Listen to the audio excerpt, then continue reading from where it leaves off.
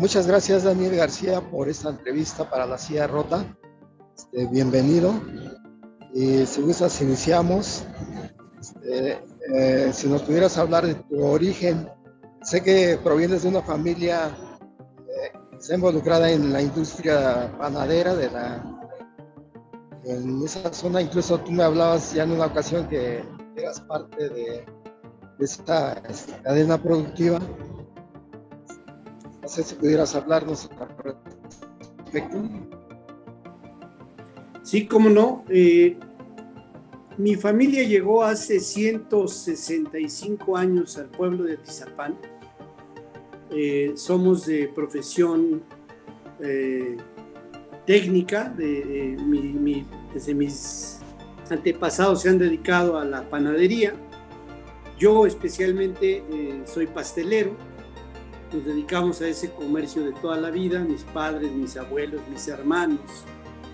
Y en mi caso, por ser un pueblo tan pequeño, hace 40 o 50 años, pues también tuvimos participación en cuestiones sociales, religiosas, políticas. Cuando yo nací, Atizapán de Zaragoza contaba con 17,000 habitantes. Hoy tiene más de 500,000 y pues ya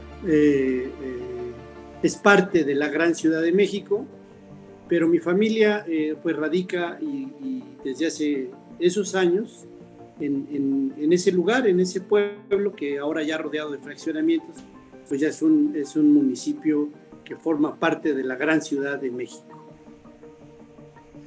Daniel, ¿cómo ingresas tú a la política, particularmente en Atizapán?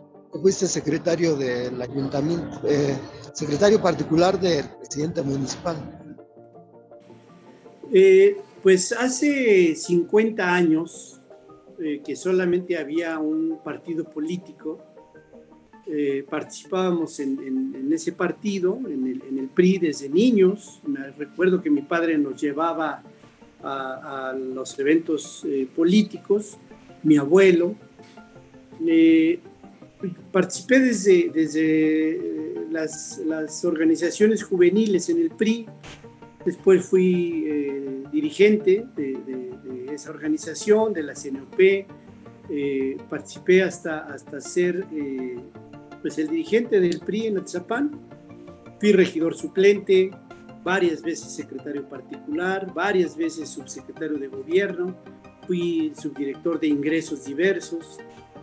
Y a la par de mis ocupaciones de comerciante, pues acudía yo al comité municipal hasta un día que resolví ya no estar en ese partido. Fue en aquellos momentos de que pues, la ola de mucha gente que nos decepcionó el PRI, pues lo abandonamos en los años 90 y yo continué participando dentro del gobierno municipal hasta que el Partido Acción Nacional se incorporó a dirigir la administración pública, ganando una elección en el año del 97. Y yo hasta el año 2002, que fui detenido, todavía participaba activamente pues, a nivel municipal.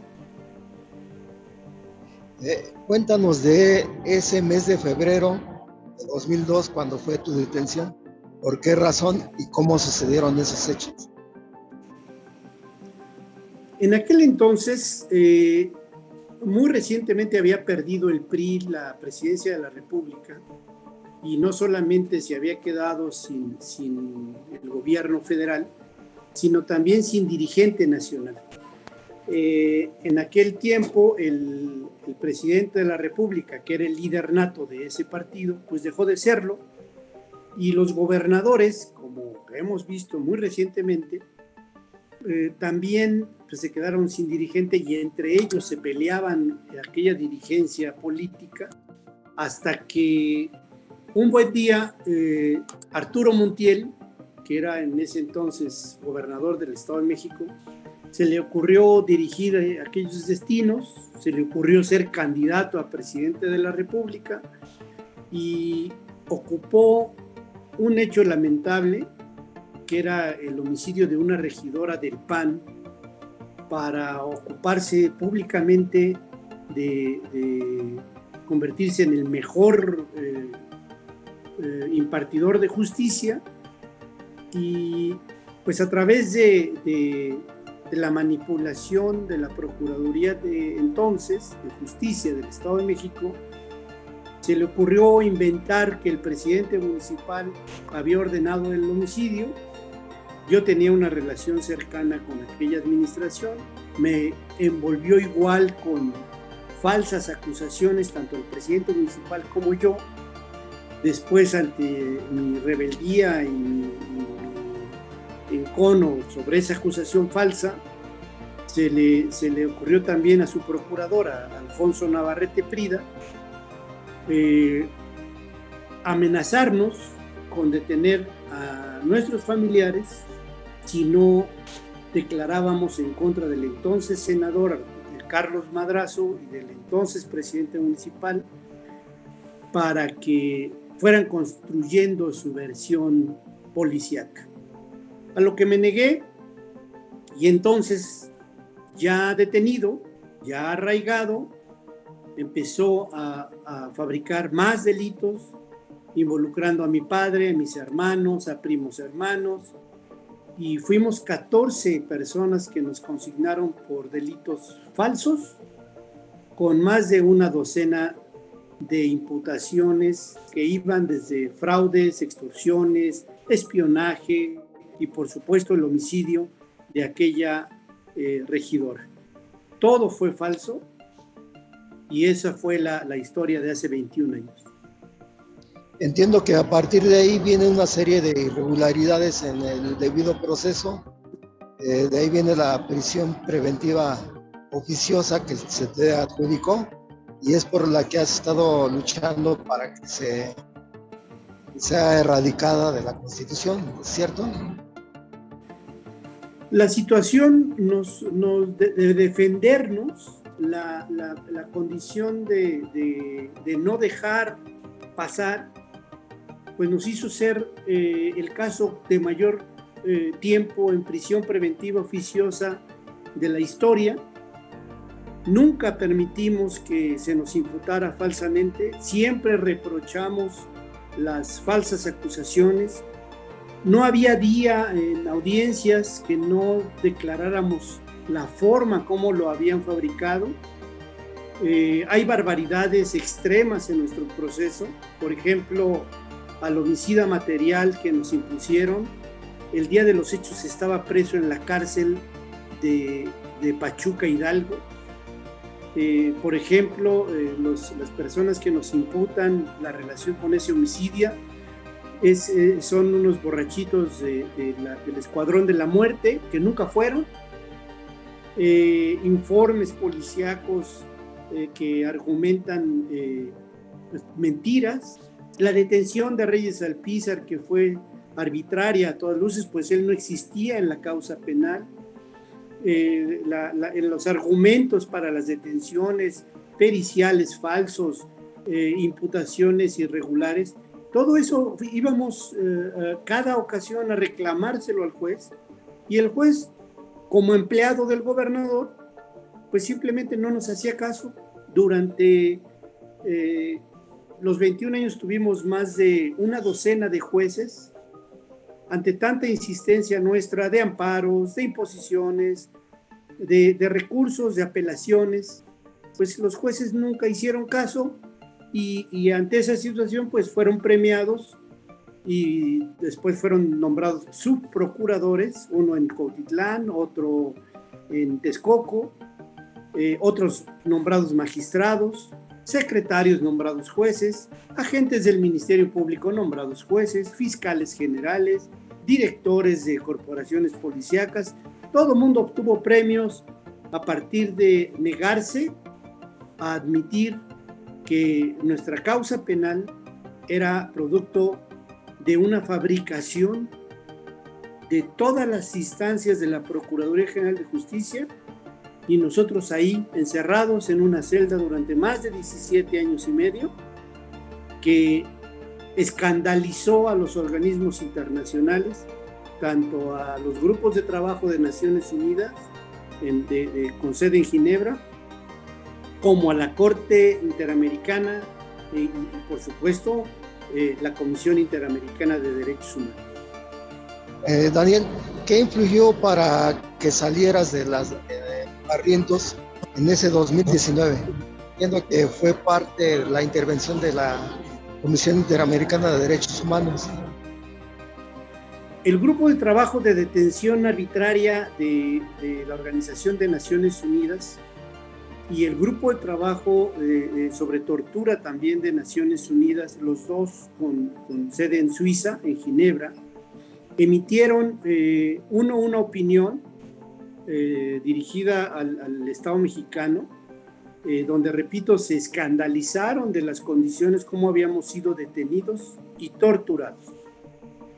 Y inmediatamente la Comisión Interamericana de Derechos Humanos también hizo un pronunciamiento junto con el Alto Comisionado de Naciones Unidas, con sede en México, Amnistía Internacional, todos de modo circunstancial en el año 19 hicieron pronunciamiento al respecto, y nosotros, por supuesto, exigimos el cumplimiento de esos pronunciamientos, y fue lo que nos llevó a que el Estado mexicano reconociera, primero, que era ya una exageración, que estábamos cumpliendo una pena anticipadamente, siendo escandaloso eso ante los ojos de los organismos internacionales, porque nunca se nos había acreditado prueba o culpa alguna, y esa fue la razón de que nos cambiaran la medida cautelar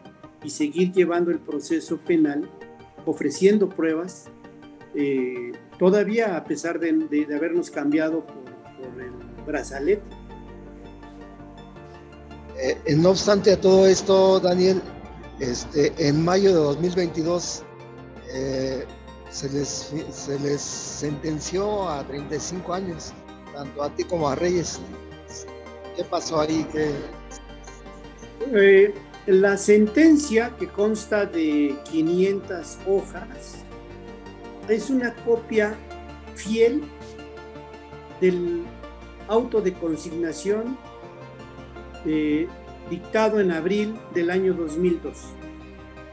Es los mismos términos, exactamente como el Ministerio Público lo presentó, así se atrevió el juez a dictar sentencia. Y después, en la apelación, los mismos elementos que confeccionaron desde la Fiscalía son los mismos elementos con los que fuimos sentenciados. Hay un dato muy importante, que cuando yo fui detenido el día 25 de febrero de 2002, yo no tenía un solo elemento de acusación. No existe una actuación que me señale como responsable del delito de homicidio. Es hasta que estoy arraigado como la Procuraduría comienza a fabricar los testimonios que nos llevan a la consignación.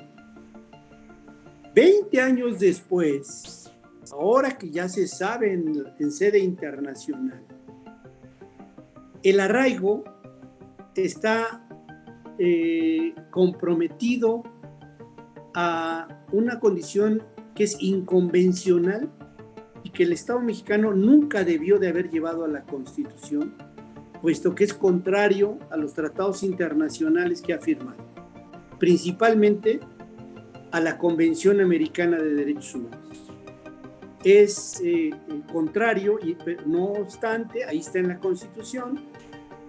Estamos en espera de que la sentencia que se va a publicar pasado mañana seguramente va a establecer pues esa contrariedad con ese compromiso internacional, y resulta que todas esas pruebas que inventó la Procuraduría las elaboró mientras yo estaba detenido en el cuarto de un hotel durante 45 días, y fue como pudieron, no digamos pudieron, sino el tiempo suficiente para fabricar la acusación.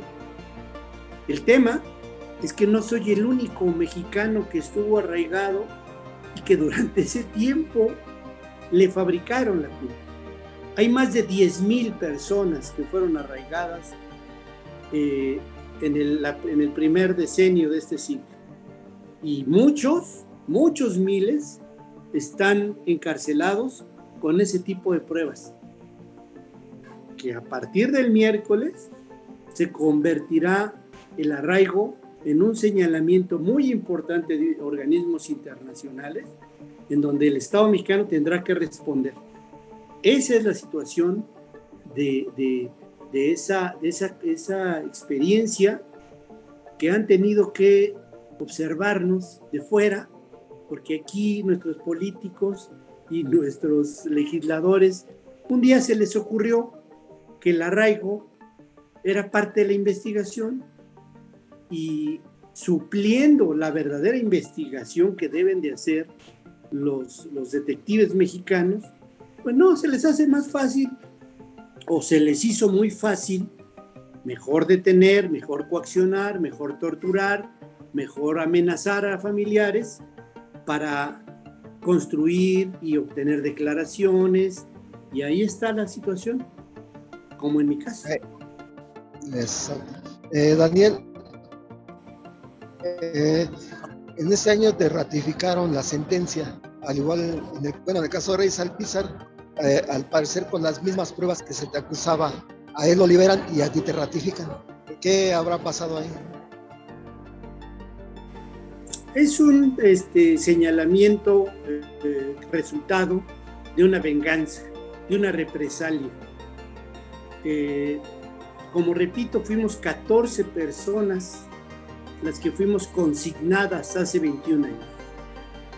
Fue una estructura que fabricó el entonces procurador Alfonso Navarrete, señalando que había esa estructura dirigida por un presidente municipal, yo como su operador, a un lado de mí cómplices y después subalternos, a los que yo les ordenaba robar, extorsionar y asesinar, junto con Reyes Alpizar y el mismo que refiero, que estuvo preso el día de los hechos del homicidio de la regidora. Toda esa estructura que fue señalada hace 21 años, los 14 personas que me acompañaron consignados, arraigados, torturados, exhibidos, fueron absueltos ya después de 21 años de lucha jurídica. No hay uno solo que haya sido sentenciado. Y yo me quedé ahí solo, sin cómplices, sin subalternos y sin jefe. Y suena muy fácil ahora, porque pues ya no tengo una estructura criminal a mi lado, ni abajo ni arriba. Y esa es la incongruencia y esa es la desfachatez de estos jueces que reciben órdenes de alguien para continuar ratificando la sentencia. Estas pruebas, estas sentencias, las tuvo la Corte Interamericana en mesa. Ellos conocen esto que estoy platicando. Y veremos el resultado el próximo miércoles. Daniel, ¿confías en que te sea favorable esta resolución de la Corte Interamericana? Sí, por supuesto, porque no solamente estamos hablando del caso de Daniel García y Reyes Alpizar. Es un caso que en todo sentido el Estado mexicano ha violado al incorporar esas figuras a la Constitución y a la aplicación en el proceso penal. Es una situación que, como repito, ha escandalizado a esas sedes internacionales, a esos tribunales interamericanos. La prisión preventiva oficiosa, más allá de ser un botín político, porque pues a quien no nos gusta que un delincuente vaya a parar inmediatamente que sea detenido a la cárcel. Todos estamos de acuerdo en eso. Sin embargo, hay una mediación ahí tramposa, porque quien resuelve que vaya a la cárcel es el policía o el agente del Ministerio Público, porque la oficiosidad eso permite que sin ninguna mediación judicial el agente del Ministerio Público determine, porque está dentro del catálogo de los delitos que son oficiosos para encarcelar a alguien. Eso es lo que sucede con la inmediatez simplemente de la acusación.